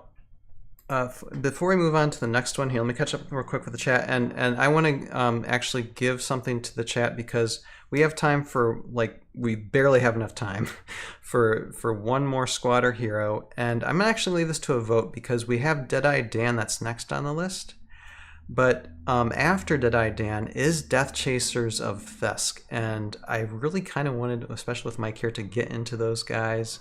So I'll leave it up to you guys live in the chat. What do you guys think? Do you think we should do Deadeye Dan, or just skip Deadeye Dan for later and do Death Chasers? I'll give you a few minutes to comment while I catch up with some of the comments in the chat here. Exile is saying, what I find really exciting about new stuff coming out is that we only have the perspective of the last 10 years of play. However, the meta will probably change, and these characters might get better. Yeah, we'll have to see what Renegade cooks up with. And Derek's hobbies, interests, and life moments saying, I think only Dungeons and Dragons deity worth knowing is Vecna. Yeah, well, the context. There's context. Derek, to you're that, not wrong. those- You're not wrong. Yeah, because Derek's Discord name is Vecna. So All right, let's see here. it's like I got the reference. I was like, I got. Ooh, okay. Well, we're getting votes for Deadeye Dan right now. So, Deadeye Dan and Death Chasers, both the most competitive units available. I know people love Deadeye Dan too, and I know. Did I? give me another I have minute. history with him. So like, Yeah, both are good either way. If we got to bring Mike back on for Death Chasers, I'm okay with that too in the future. I'll leave it go for another minute. Death Chasers are good plays too. to get more. See if we get more votes, but so far it looks like it's going to be Deadeye Dan. But I'll give it another minute. Give me a chance to drink something real quick. He's just about as good. Yeah, no, he is. I think chat is tired of hearing me talk, so they're like, we're gonna give a range unit that's, he's a figure. So Okay, Deadeye Dan. Okay, Deadeye Dan. Yeah, I see a lot of votes. Yeah, Deadeye Dan. So okay, that's what we'll go with then tonight. Okay, Deadeye Dan. Okay, then here we go. Yeah, there's a statue. All right, then we will do that. Yeah, and Arable. Hey there, Arable, in the chat, all the way from Germany. How are you doing? I don't usually see it, or I did see actually a few weeks ago in the chat, but it's good to see you, sir.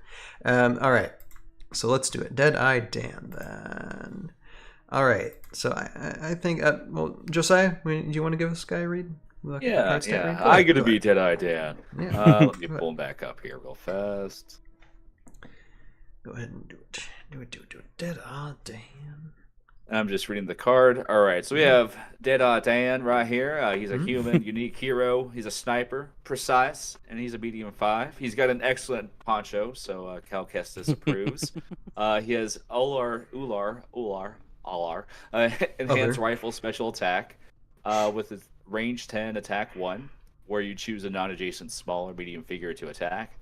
The chosen figure cannot roll defense dice when attacked by Deadeye Dan's Ular enhanced rifle special attack. Deadeye Dan may not use this special attack if you move this turn. And we have Sharpshooter. Instead of attacking, you may choose any non-adjacent figure within 10 clear sight spaces of Deadeye Dan. Roll the 20-sided die. If you roll a 19 or 20, the chosen figure is destroyed. If you roll a 1 to 18, you missed. Deadeye Dan may not use this special power if you move this turn. He's got 3 life, 5 move, 10 spaces, which is the most, I think, in the game. Attack 1 and defense 2. Yeah, he's a human, unique hero, sniper, precise, medium 5. All right, and let's see here. When it comes to bonding, Eklera. Okay, and so I think there's some C3 stuff there too. Okay, but no, not much. Okay, so we're just okay. We're going back to if it were seriously, if he ended up bonding, oh my gosh. Anyway, all right, and it's like Arable saying Dan is like the scariest unit that never does anything. All right, so Mike, what do you think? I mean, he's 60 points. He's a single attack per turn. Your option is 1 die or 1 die, right? And then, your other option is to try to roll a 19 or 20. He's very high variance. Theoretically can do something. Both of his special attacks have a really bad stipulation where he can't have moved that turn. Right. They also both, so like his rifle, he can't use it if he's engaged because he can't attack an adjacent figure with it. So like if a squad figure gets adjacent to him, well, he's either got to disengage, but then he moved, so he can't use it, or he just stands there and uses his normal attack, which is what he has to do, which is 1 die. Other ability, he's allowed to target a non-adjacent figure even if he's engaged because it's a special ability. So you can't time up with a squad to deny it, and it is 10 threat range, which is pretty scary. Impressive. But again, he can't have moved. It's just, and then still you need a 19 or 20. I like the abilities a lot more where it's scaled to like if it's a squad versus hero, so it's like a Chomp or something like Braxis's Poison Breath. But even Sudama, who is scaled, sees no play, in part because she's too expensive at 140. But any hero that's only killing 1 figure a turn max, it's just hard to justify them. I think he's really good in or can be good in like scenario play, right? Mhm. Or like you got him on a castle, he's able to shoot people way before anybody else can shoot him back, or he can also snipe people safely. You know, if he's in the attacking army, I mean, he sort of can just break scenarios with the 10 range. Like, you know, if you've got a castle scenario, it's not really built for Deadeye Dan to just start shooting from 10 range, because the opponent can, depending on what the victory condition is or whatever, if there's no round limit on it, then he basically can just solo, you know, and they have nothing they can do about it. So he's pretty interesting in, I would say, other styles of play, but he's pretty, for lack of a better term, worthless and competitive.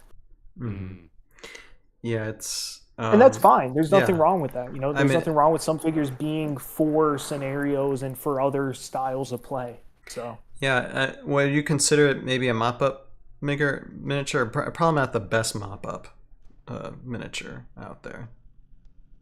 Because I mean, I think it's probably, yeah, towards the end of the game, at least, hopefully there's a little less attack disparity. But I mean, if you're talking like him versus any squad, right? They're getting multiple attacks per turn. He's getting one. He's got 2 defense and 3 life also, which is extremely squishy. Yeah. You know?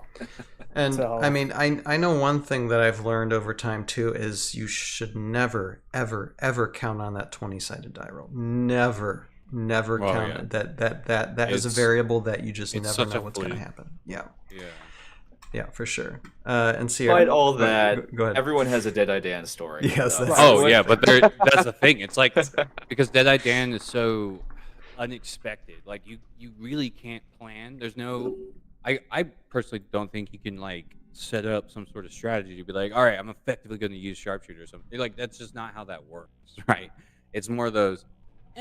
I'll Use your Hail give it a Mary. try. You know, Use your Hail yeah, Mary right. It's card. like we'll see what happens, right? I'm gonna just toss this out and be like, let's see what happens, and then you're like, you know, because then it works, and you're like,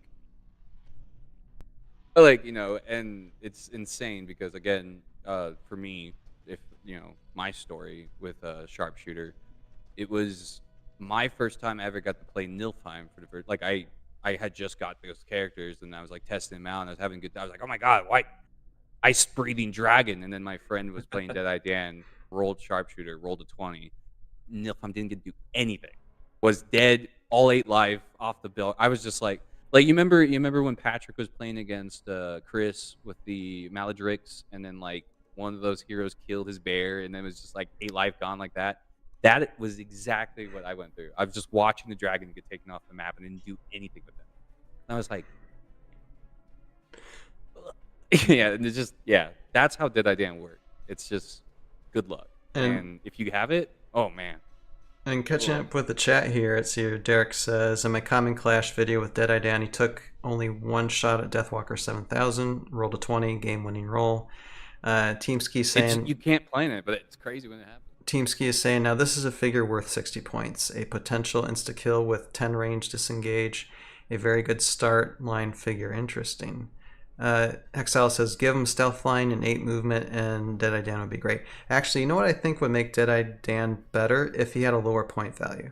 You know, if he was like, I think 60 points is a bit high for like I said, mop-up miniature. If he were like 25 points and maybe with just something devalued in some way, like in the stat card, or 25 points devalued, but still with that. I don't know if like the special ability have to be devalued. But if he was like a lower points, then I think more you would see him in more armies because you're like, oh yeah, worth 25 points of potential, you know, insta kill for that. But 60 is a stretch. It is a little bit of a stretch for that. But no, I get what Team Ski's saying there when it comes to that.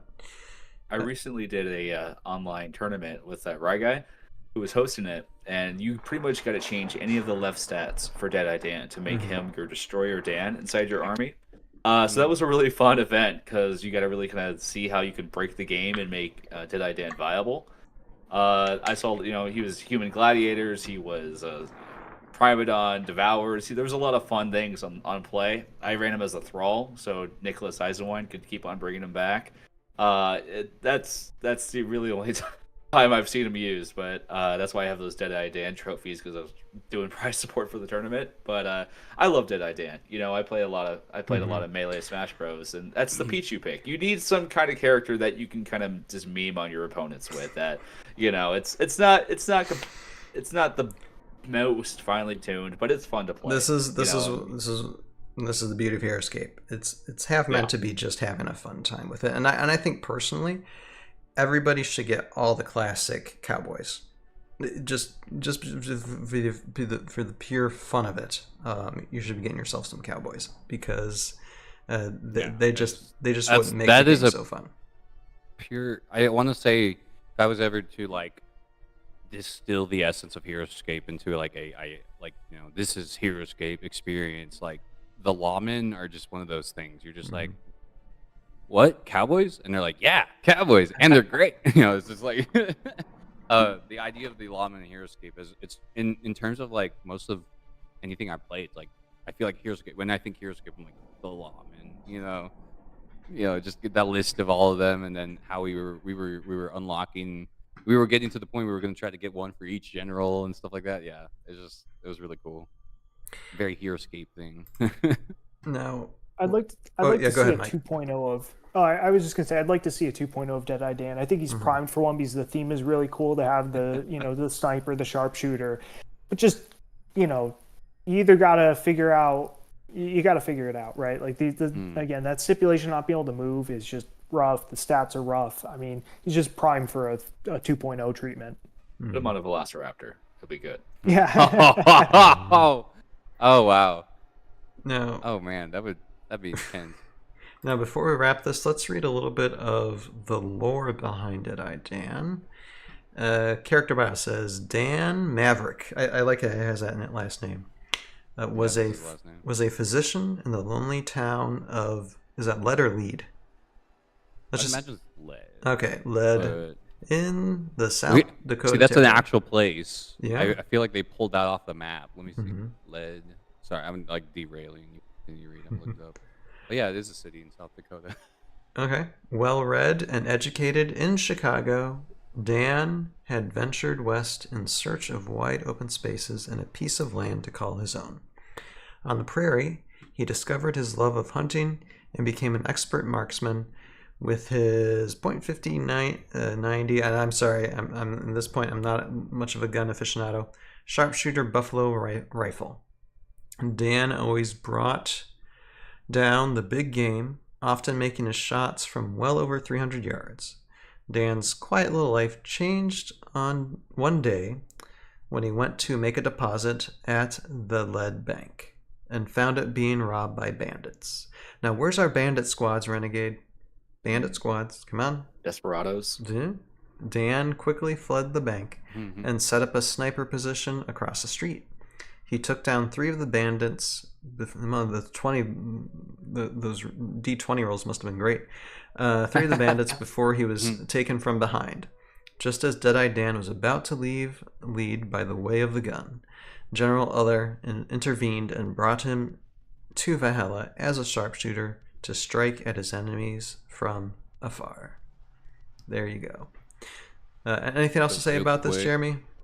About real quick, I looked it up. There's a website. I don't know how I've just found this, but it's here. It's the broadcast pronunciation guide in South Dakota pronunciations.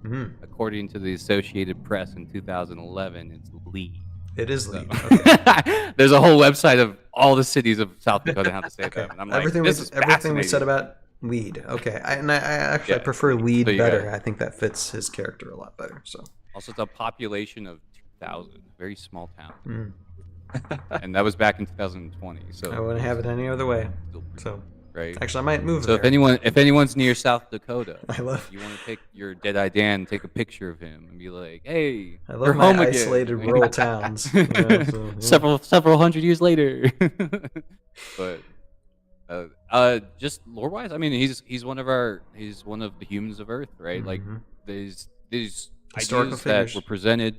Historical figures. This is why it's a very passionate discussion in the Heroscape community, and I feel like once they get the chance to get back into historical characters, starting off with a lawman or using a lawman at some point is a really great. Like, I mean, the Pioneer West, right? I mean, there's so much opportunity in that alone that I mean, and not you. How do I say it in a calmer way?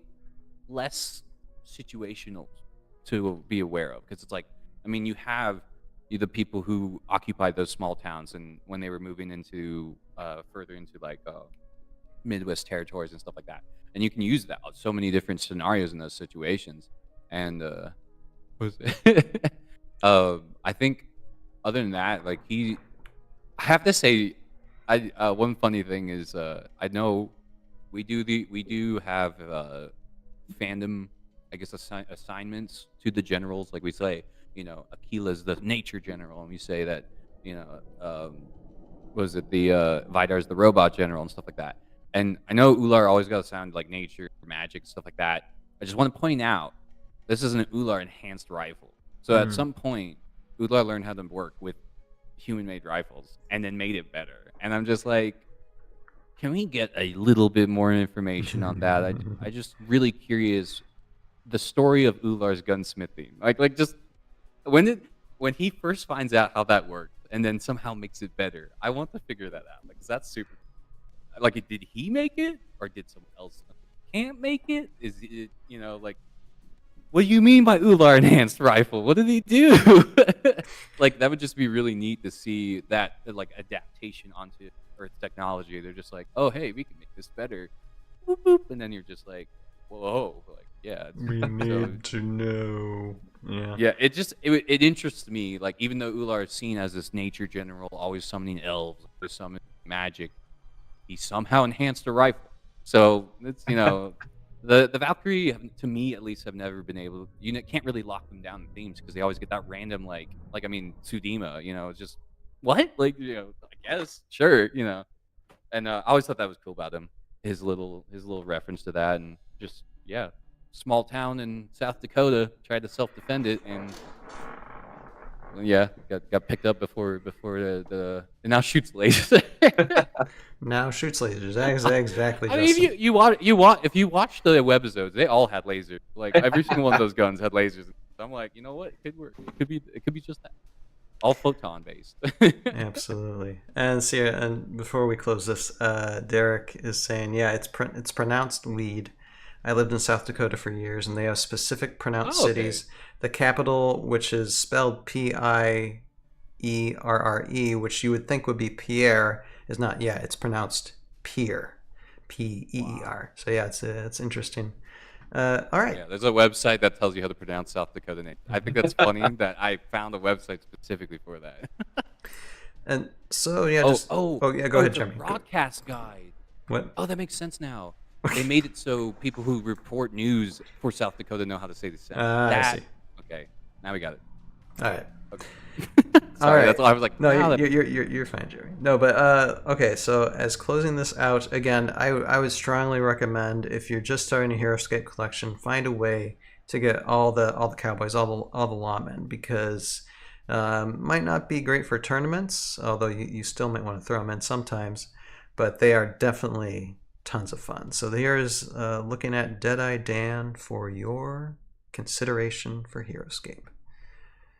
All right, guys, now let's wind this down here. I'm just going to catch up with a couple of the chat comments here. So there we are. Yep. Okay, let's see. I know there was some. I might miss some. I'm sorry, guys, if I missed your chat.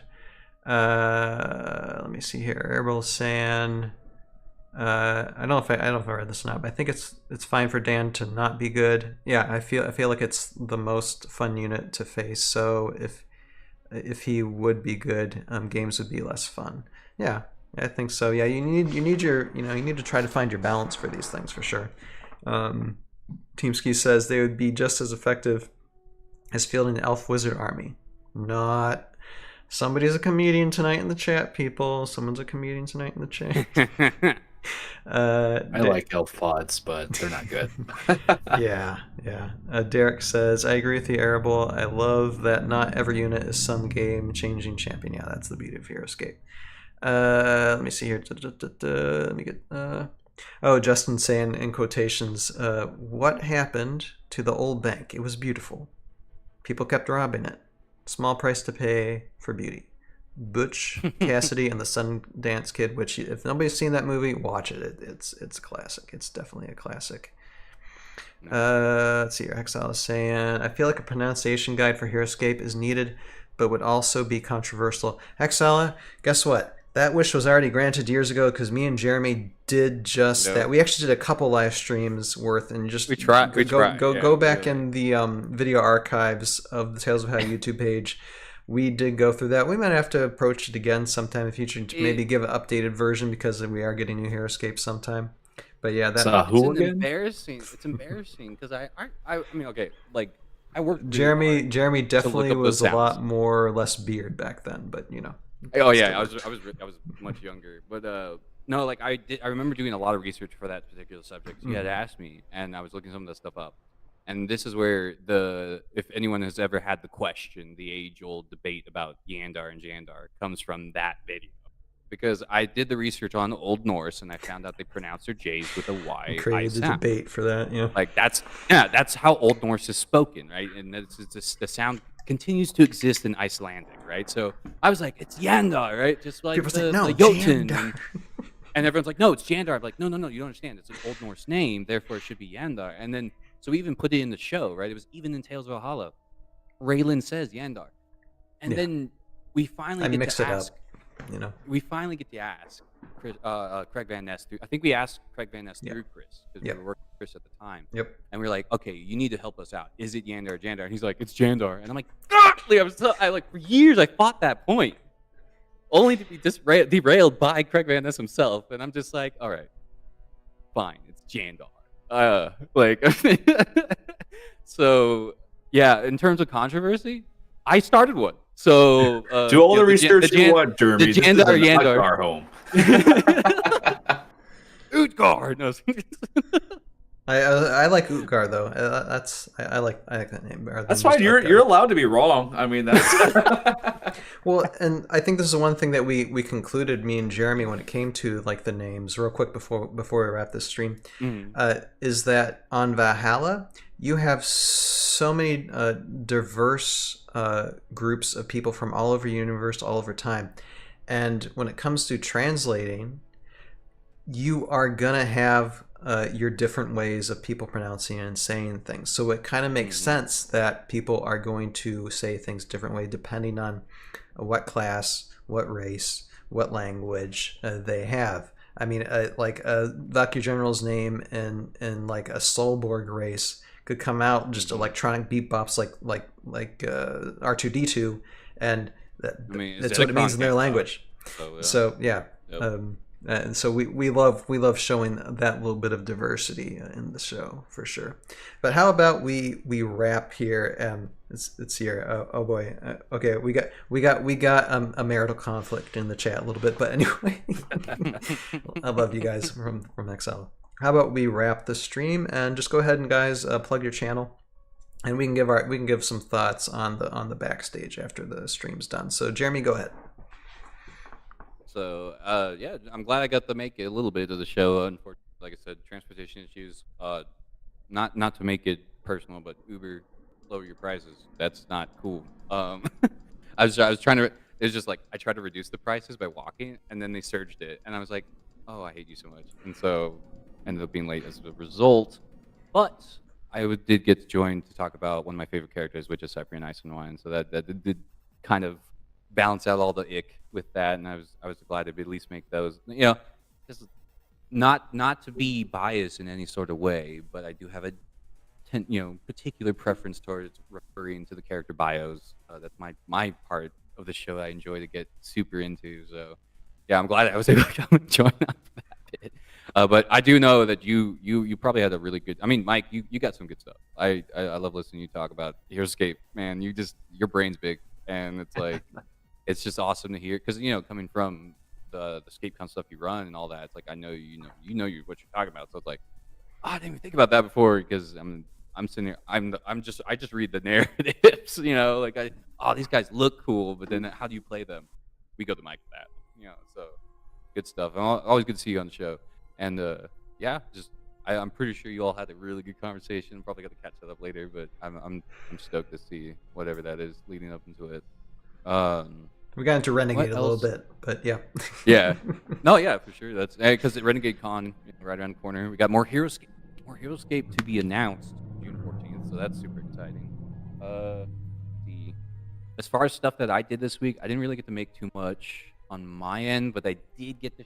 I'm not going to take all the time, but I did get to show off my little Yeah. present, my little. He streamed opening his Ah, flag bearers. finally got them. 17 years later. Oh my lord! And it was super affordable. Like it didn't put me into debt. So I was actually able to find a really good deal on Facebook, and so huge shout out for that. And that was really cool to be able to actually. I don't have the samurai. I actually ended up having he snapped on the base on the way to my house. So I took him to the local game store, and so the store owners helped me out. He's getting that fixed up for me right now. So Nice. I'm hoping the next game we play, we're gonna actually implement the flag bearers just to kind of get some more hype around them and show them off for all the new. Like my thing that I've been doing right now, every Wednesday we've been able to lock it in. I introduce a new rule of Heroscape to the game store owner, and so we play one game or a few games before he has to. He's a busy man. He's got like I think that same day he's doing paint night. Yeah, around that time, right? So like our Heroscape game like will then segue into him painting miniatures and stuff. And I'm like, you know what? This is actually kind of a cool deal. I like this idea because my brain is going, you know what we could do is play some Heroscape and then start painting some Heroscape. But like, he's absolutely loves the game, and I'm excited to be able to do. Hopefully, my goal is to get the event organizer role in that area, so that way I can start doing the launch tournaments and provide people in the area a chance to get their own Shioris, to get their own exclusive miniatures through participation prizes. I actually was able to look into it. It's not really expensive. There's like a little pre-order thing you do for the launch tournament, and then they send you a box kit on how to run it, and then you run it at your store. And I'm like, yeah, I can do this. This doesn't seem too difficult. So look forward to hopefully me covering all the steps of how that works out. So that way, if anyone else wants to get into event organization, you can kind of see how Renegade's doing this by the book and how I learned how to do it and how we ended up getting miniatures in our store. Yeah, pretty excited for all of that. The lore stuff, of course. So I've been really working on what I want to do to help present the story of Valhalla to a new audience. And so I've been getting all these really cool ideas, and time is a monstrosity. Trying to get time off from work to do it and stuff like that. Which is my last point. I will be on vacation next week. Yes. Yeah, next week. So you won't probably hear from me about anything from that. But I'm bringing Heroscape with me on vacation to teach my friends how to play. So yeah, I'm just bringing it everywhere I can and off everywhere I can. And it's been nice to be able to just make it part of my common experience again. Like being like, hey, you want to play some Heroscape? Or hey, I'm going to play Heroscape. It's like I'll message my girlfriend playing Heroscape. It's like it's cool to be able to say that now, you know. And so I just hope to see that grow that energy grow more throughout the time leading up to August when we finally get our hands on the first master set and the first master set to drop in markets in 13 years. You know, it's going to be pretty cool time. So pretty excited. Other than that is everything for me. I am the local lore guy. If you ever have any questions about the Heroscape narrative, you can find me on the Excellent Collate at Twitter, Twitch, YouTube, all the fun little websites where we go for our social media interactions. And you seriously feel free to ask me anything. I am always down to have a conversation about Heroscape lore. Yeah, so it's one of my favorite topics. And check them out with live on Twitch too. Yeah. And Jeremy, Appreciate a lore master is never late, nor is he early. He arrives precisely when he means to, and that's all I gotta say about that. Okay. I'll take that. That's perfect. Go ahead, Mike. I'm Mike, and I don't know. I run some stuff. You can go to ScapeCon if you want. Small stuff, small time stuff. Yeah. So ScapeCon is a ton of fun. It's 5 days of Heroscape in Indianapolis. I can't recommend it enough. This is our 4th year. The 3rd year was the best yet. It was the I would say the best run Heroscape event of its size in history. And I don't say that lightly, and I don't say that because I'm in charge, because I actually gave away a lot of responsibility to other people who stepped up, took over the job. This Oh, wait. I don't have to, yeah, the cards are fantastic. You do such a good job of these. Yeah, I mean, and I don't do anything with that stuff, but at this point I've mostly stepped away from all the nitty gritty, and am just kind of in charge overall. Because so like ScapeCon 2, I think my dad put a list of everything I had done, and it was somewhere from like 25 to 30 things I did. It was like the main guy on everything, and it was like, I okay, remember this that is ScapeCon. unrealistic. I can't do it all. I'm gonna start giving away as much as I can. And ScapeCon 3, then Delegating you. we had Chris's Heroscape.org tournament software, which was a direct product of ScapeCon 2 having some issues. So that got straightened out. Great TOs, can't thank them enough for keeping everything moving. I mean, it just went fantastic. So I think it's going to be great this year as well. We have, at this point, I think we have 4 spots open. So if anybody that's listening wants to come, you can go on Heroscapers, go down to the events sub Contact Mike. forum, and then there's a ScapeCon sub forum there.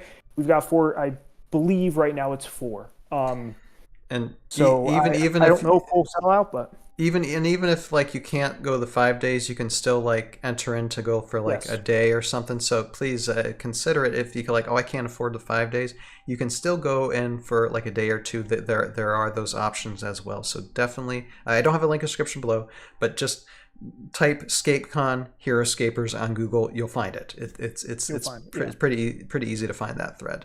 Definitely worth checking out. And I believe, well, most of us will be there.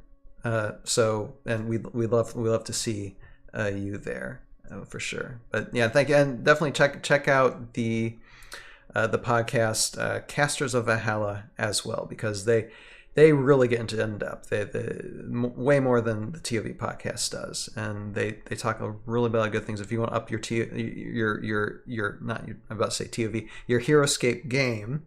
Definitely check them out. Lore, Yeah, for sure. Yeah. So yeah, thank you, Mike, so much. And Josiah, go ahead.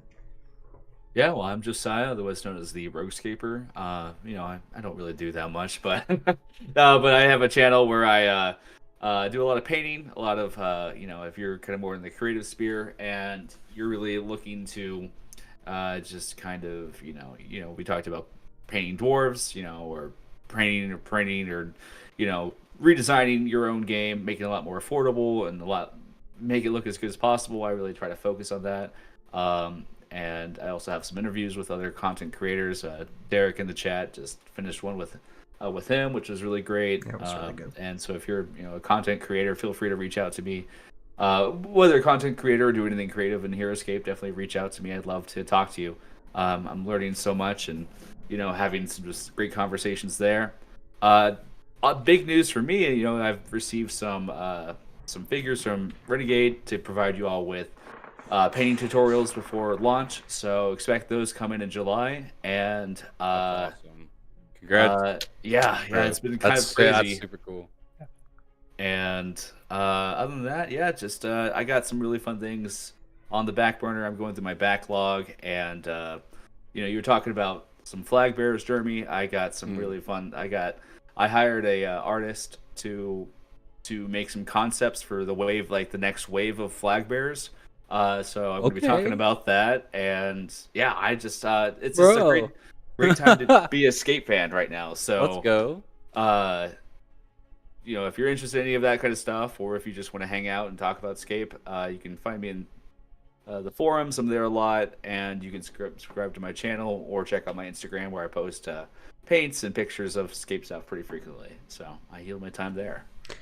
All right, thank you, Josiah. Now, of course, I'm Ryan, Tales of Valhalla, and so for the next 3 weeks, or next 3 weeks, there won't be a ToV podcast. We are going to have a ToV podcast the Sunday after Renegade Con.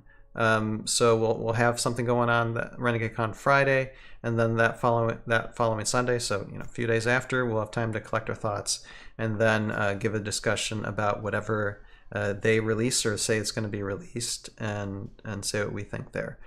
So that's gonna be a really fun weekend. In the meantime, for the next like week and a half, I will be doing my normal streams like every Wednesday and every Sunday.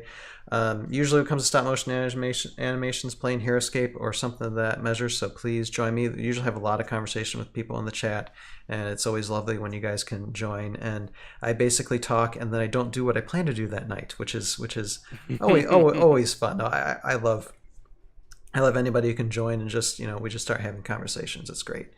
But I do know that just before Renegade Con, for like that week previous, I will not be streaming. I'll be actually on vacation with my family.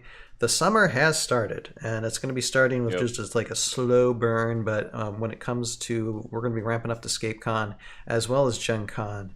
And yeah, there's some things potentially in the works that it's going to make this summer, especially towards the end, a lot of fun. So look forward to it, definitely. And if you guys want some insider stuff too, go to the Tales of Valhalla Patreon, and we got a small community growing in there, and appreciate support, free or otherwise, and some of the goodies you all can get, checking that out as well.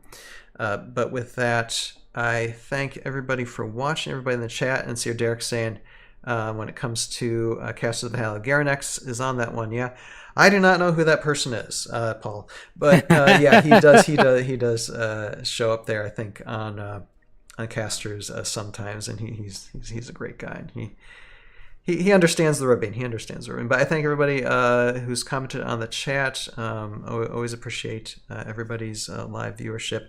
Have a great weekend, everybody. This extended weekend for I think most of us, and we'll see you guys next time. Again, Renegade Con. Oh, it's going to be a fun weekend, so look forward to that. Nope. But with that, thank you all for watching. You have a purpose in your life. Find it, pursue it, live it, and we'll see you guys next time. Later now. Bye-bye.